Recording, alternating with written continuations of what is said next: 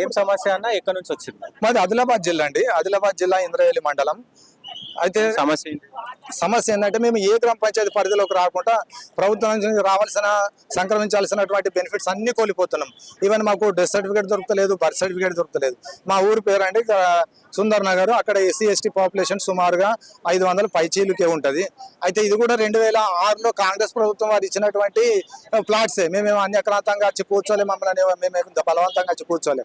అయితే అప్పటి నుంచి మేము ఏం చేస్తున్నామంటే మేము అందరం కూలీలు చేస్తామని బ్రతుకుతామండి.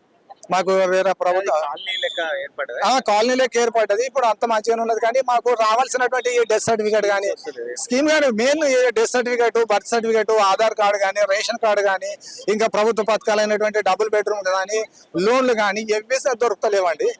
మాకు అసలు మేము ఉన్నామా లేమా అన్న కింద ఒక అనాథల తీరు మేము జీవనం గడుపుతున్నాం. అయితే ఈ విషయం నేను ప్రజావాణిలో 2 సార్లు తీసుకురావడం. ప్రజావానికి ఎన్నిసార్లు వచ్చారు? ఇది 3వ సారి అండి. ఏమంటారు లోపల మొన్న కలిస్తే మేడం గారు, దివ్యదేవరాజన్ మేడం గారు సానుకూలంగా స్పందించారు. వారు ఏమంటున్నారు అంటే మరి నేను కమిషనర్ గారికి వస్తాను, ఇప్పుడైతే మీకు దాదాపుగా న్యాయం అయ్యే విధంగా నేను చేస్తాను.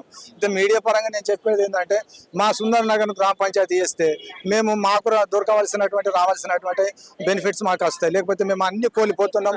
కాలనీలు కొన్ని అంటే పక్కన ఉన్న గ్రామాలకు అటాచ్ చేస్తారు కదా. మంచి క్వశ్చన్. అయితే ఇది ఏదైతే అందులోకి రావాల్సిన, ఇప్పుడు ఫర్ ఎగ్జాంపుల్ మా సర్వే నంబర్ ఏమైనా పరిధిలోకి వస్తుంది. కానీ వాళ్ళు ఏమంటారు అంటే మీరు మా పరిధిలోకి రారు, మేము ఎందుకు ఇస్తాం డెత్ సర్టిఫికేట్, మేము ఎందుకు ఇస్తాం బర్త్ సర్టిఫికేట్, మీరు మీ ఓట్లు ఇంద్రవెల్లిలు ఉన్నాయి కదా. వాళ్ళు ఏమంటారు ఓట్లు ఉన్నంత మాత్రం మేము మా పరిధిలోకి రారు కదా, మేము ఎందుకు ఇస్తామని వాళ్ళు. ఇట్లా 17 సంవత్సరాల నుంచి ఉన్నాయి అన్ని కోల్పోయి 17 సంవత్సరాల నుంచి 17 సంవత్సరాల నుంచి కోల్పోతాం. గతంలో ఎప్పుడు అధికారుల దృష్టికి తీసుకోలేదు. నంబర్ ఆఫ్ టైమ్స్ మేము అధికారుల దృష్టికి తీసుకెళ్ళాం. కానీ కొంత అధికారులు ఏం చేస్తారంటే గౌరవ కలెక్టర్ గారికి తప్పుడు సమాచారం, ఇది మన రేడియస్ లో రాదు సార్, ఫలానా రేడియస్ లోకి వస్తుంది అని చెప్పేసి. ఏ రేడియస్ లో వచ్చినా కానీ తెలంగాణలో ఉంది కదా, తెలంగాణలో ఏదో ఒక దానికి అటాచ్ చేయాలి కదా. అయితే సరే మీరు అటాచ్ చేయకుండా కానీ మాకు సపరేట్ గ్రామ పంచాయతీ చేస్తే మాది నిధులు మాకు వస్తాయి, మాకు రావాల్సినటువంటి బెనిఫిట్స్ మాకు వస్తాయి. ప్రభుత్వం నుంచి సంక్రమించాల్సినటువంటి అన్ని నిధులు కానీ బెనిఫిట్స్ కానీ మాకు వస్తాయి.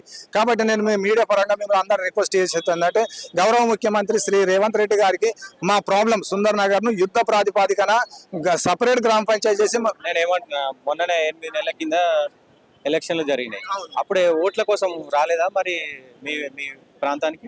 వచ్చిండ్రు, మరి అప్పుడు చెప్పొచ్చు వాళ్ళకి. చెప్పినాము వచ్చిండ్రు, ఈ సమస్యని రాతపూర్వకంగా సమర్పిస్తే సరే అన్న మేము తర్వాత మేము పై అధికారులకు చెప్తాం, లేకపోతే మా పై రాజకీయ నాయకులకు వాళ్ళకి వీళ్ళకి చెప్తాం సమస్య పరిష్కారం. ఇప్పుడు మళ్ళీ మీరు వెళ్ళి చెప్పుకునే పరిస్థితి లేదా?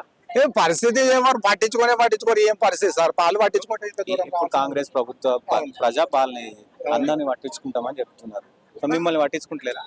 అధికారులు సరైనటువంటి రిపోర్ట్ సమర్పిస్తే వాళ్ళు తప్పకుండా పట్టించుకుంటారు. కానీ అధికారులు పట్టించుకోకపోతే పై వారికి ఎట్లా తెలుస్తుంది? ఇక్కడ నిర్లక్ష్యం జరుగుతుంది, ముమ్మాటిగా అధికారుల నిర్లక్ష్యమే. ఈ డిఎల్పిఓ కానీ వీళ్ళందరూ ఏం చేస్తున్నారంటే ఏదో తూతూ మంత్రంగా రాసేస్తుండ్రు, సబ్మిట్ చేస్తుండ్రు. దాని మీద సమగ్రమైన విచారణ చేయాలి. మరి వీళ్ళు ఎన్ని కిలోమీటర్ల పరిధిలో ఉన్నారు, వీళ్ళకు డెత్ సర్టిఫికేట్ వస్తున్నాయా, రేషన్ కార్డ్స్ వస్తున్నాయా, బర్త్ సర్టిఫికేట్స్ వస్తున్నాయా, ఇటువంటి బేసిక్ నెసిటీస్ ఏమన్నా ఉన్నాయా, మరి అక్కడ రోడ్లు ఉన్నాయా, లేకపోతే బోర్వెల్స్ ఉన్నాయా, కరెంట్ ఉందా, బల్బులు ఉన్నాయా, లేకపోతే ప్రభుత్వ పథకాలు అనగా డబుల్ బెడ్రూమ్స్ వస్తున్నాయా, ఇంకా ఇతరత్ర పథకాలు వస్తున్నాయా, ధరికి చేరుతున్నాయా లేవా అని సమగ్రమైనటువంటి రిపోర్ట్ సమర్పిస్తే జిల్లా కలెక్టర్ గారు ప్రభుత్వానికి విన్నవిస్తారు. ప్రభుత్వం వారు స్పందించి వెంటనే న్యాయం చేస్తారు. ఎంతమంది ఉంటారన్న ఇప్పుడు ఆ కాలనీలో? దాదాపుగా 500 పై చీలుకుంటామన్నా. అందరం ఎస్సీ ఎస్టీలమే, ఎవరం కూడా బీసీ ఓసీ లాంటి ఎవరం లేదు, అంత దళిత గిరిజనులమే ఉన్నాం.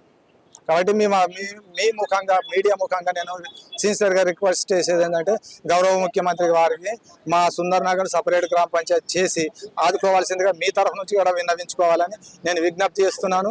మరి మాకు గౌరవ ముఖ్యమంత్రి గారి మీద అచంచలమైన విశ్వాసం, నమ్మకం ఉంది. వారు స్పందించి సుందర్ నగర్ను ఒక సపరేట్ గ్రామ పంచాయతీ చేస్తారన్న విశ్వాసం ఉంది. మేము ఆయన పట్ల మేము సానుకూలంగా ఉన్నాం. Okay, thank you very much.